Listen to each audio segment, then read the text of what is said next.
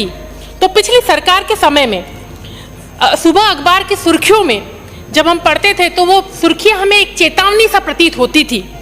और कहीं पर 80 वर्षीय बुजुर्ग महिला के साथ कोई घटना हो जाती थी तो कहीं मासूम बच्ची को दुष्कर्म के बाद भट्टी में झोंक दिया जाता था। और साथ ही मैं एक बात कहना चाहती हूँ कि विपक्ष की एक राष्ट्रीय नेत्री ने एक बात कही कि लड़की हूँ और लड़ सकती हूँ, लेकिन उन्होंने कभी भी राजस्थान की पीड़ित महिलाओं का दर्द नहीं समझा और उनके आंसू पोंछने आने का काम नहीं किया। माननीय अध्यक्ष महोदय, उस समय में महिलाएं सशक्त होकर, राजस्थान की महिलाओं ने सशक्त होकर प्रण किया कि वो ऐसी सरकार को जो उन्हें सुरक्षित नहीं रख सकती, उन्हें सत्ता के गलियारों को बाहर का रास्ता दिखाएगी, और जिसके कारण से मजबूत इरादों वाली वर्तमान सरकार अस्तित्व में आई। आप देखिए कि पिछली सरकार में वही पुलिस थी, वही अधिकारी थे, बदला तो क्या बदला, सोच बदली, नीयत बदली, जिसके परिणाम स्वरूप आज राजस्थान की जनता, राजस्थान की महिलाएं सुरक्षा का भाव अनुभव करती हैं। मैं कहना चाहती हूं, मैं धन्यवाद देना चाहती हूं इस सरकार का। इस अच्छी कानून व्यवस्था के कारण से ही राजस्थान के राइजिंग राजस्थान में उद्यमियों की राजस्थान में निवेश के लिए होड़ लग गई, क्योंकि जब व्यक्ति अपने आप को सुरक्षित महसूस करता है तभी वहां पर आकर निवेश की बात सोचता है। माननीय अध्यक्ष महोदय, मैं आपके माध्यम से ये कहना चाहती हूँ कि इंडस्ट्रियल एनवायरनमेंट के लिए न केवल इस सरकार ने बेहतर इंफ्रास्ट्रक्चर पर काम करना भी शुरू किया, कनेक्टिविटी के लिए सड़कें, बिजली और पानी की व्यवस्था में ये सरकार दिन रात जुटी है। माननीय अध्यक्ष महोदय, समय उस सरकार का भी था, पिछली सरकार का भी था। उन्होंने केवल अपने कर्तव्यों से केवल सेंट्रल गवर्नमेंट से हितों की उपेक्षा करने की बात करके अपने कर्तव्यों से इतिश्री कर ली। माननीय अध्यक्ष महोदय, मैं कहना चाहती हूँ कि राइजिंग राजस्थान की सबसे अच्छी बात क्या थी?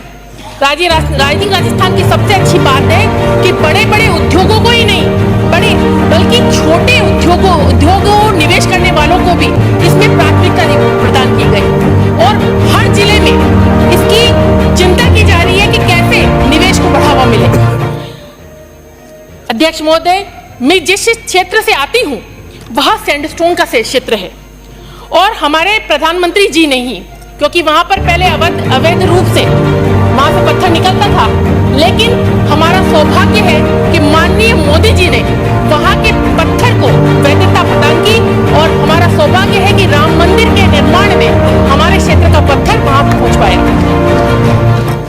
माननीय अध्यक्ष महोदय, मेरा निवेदन है कि हमारे क्षेत्र में स्टोन पार्क डेवलप कर हमारे यहाँ पर स्टोन इंडस्ट्री पर विचार किया जाना चाहिए। अभी बयाना विधानसभा के बंसी पहाड़पुर क्षेत्र से 98 हेक्टेयर की लीज RSMM को दी गई है। हमारे यहाँ पर रोजी रोटी का साधन जो है वो पत्थर ही है। तो माननीय अध्यक्ष महोदय, मेरा सरकार से ये निवेदन रहेगा कि वहाँ पर जो 98 हेक्टेयर की लीज RSMM को दी गई है, वहाँ छोटे छोटे पट्टे काटकर लोकल व्यक्तियों को दिए जाए, जिससे कि वहाँ के लोकल लोगों को भी रोजगार के नव अवसर प्रदान हो सके।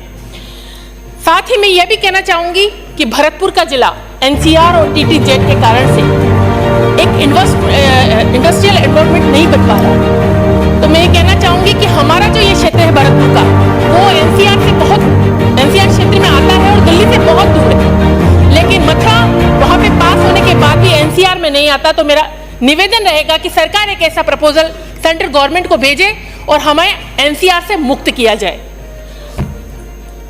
साथ ही मैं बात करूंगी किसानों की, और किसानों के लिए 2-4 लाइनें कहना चाहूंगी कि खुद का तो पता नहीं, पर कोई पेट भूखा न रह जाए, इतना करो परिश्रम कि चारों धाम खेत से हो जाए।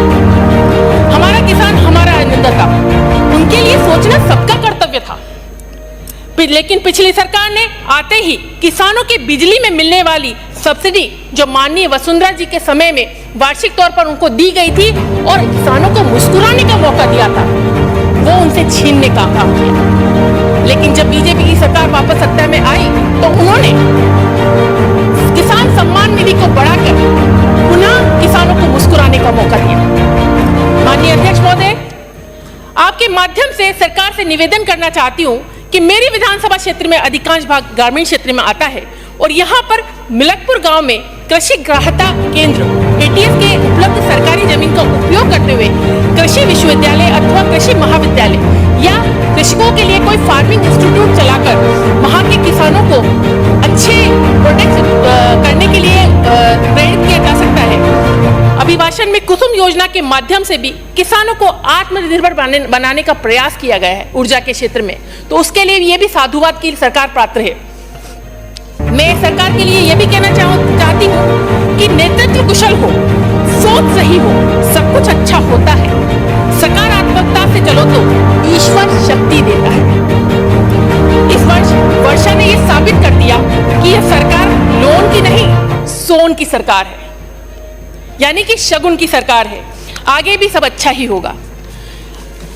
अगर हम बात करें ईआरसीपी की, माननीय अध्यक्ष महोदय, 21 जिलों की ये जीवनदायिनी ये योजना पूर्वी राजस्थान की मध्य प्राय पड़ी धरती की पुकार थी, जिसे पूरा करने का कार्य भरतपुर के लाल आदरणीय माननीय भजनलाल जी ने किया।